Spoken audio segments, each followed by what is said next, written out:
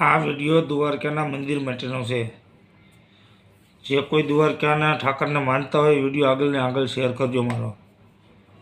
મારે કોઈ સબસ્ક્રાઈબ કે એવું કંઈ જોતું નથી, પણ વિડીયો શેર કરવા વિનંતી। જય ઠાકર। હું ગોવિંદ મુંદવા રાજકોટથી છું અને દ્વારકાનું મંદિર જ્યારે તહેવાર પર બંધ કરવામાં આવે એ ન આવવું જોઈએ।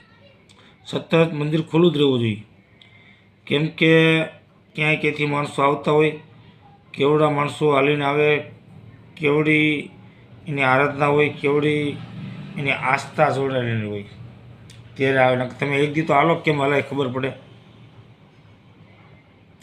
તો દ્વારકા મંદિર બંધ હોય અને ત્યાંથી માણસ દર્શન કર્યા વગરના પાછા આવે।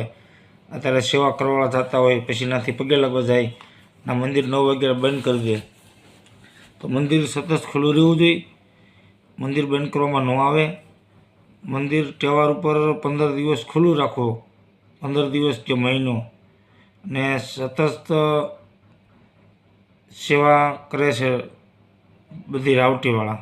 આ બધી નેત આવી જાય, એવું નથી કે આ એક જ વરણ છે।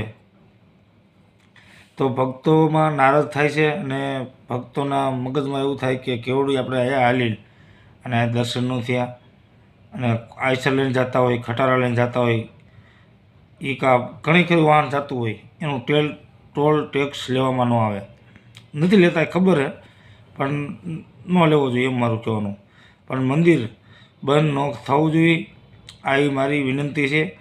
સરકારમાં બેઠા લોકો સાંભળે મારો વિડીયો અને મંદિર ખોલવાના પ્રયત્ન કરે અને સેવા કરે સારી। જે પણ આસ્થામાં જોડાયેલા હોય, પબુભાઈ માણેક છે, પૂનમબેન માનેમ છે, ભલે પણ કોઈ પણ હોય, સરકારમાં તો બધા ઠાકરને તો માનતા જ હોય, એવું નથી કે નથી માનતા હોય। તો મંદિર ખુલ્લું રાખવા અપીલ છે મારી। જય ઠાકર, જય માતાજી।